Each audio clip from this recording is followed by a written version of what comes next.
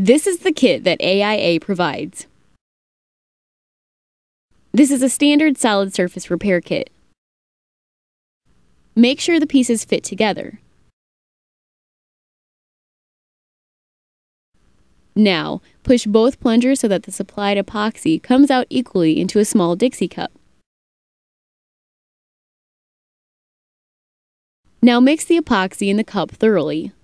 Use a disposable tool or popsicle stick to apply a generous amount of epoxy to the entire break. Use denatured alcohol to clean the surface and the crack or break. All surfaces must be cleaned thoroughly.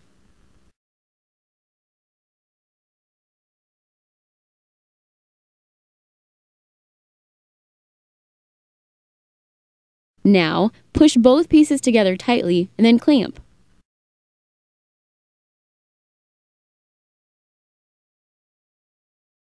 Let the epoxy dry for at least 30 minutes. Sand, then buff the surface with the compound. Do not buff a dry surface.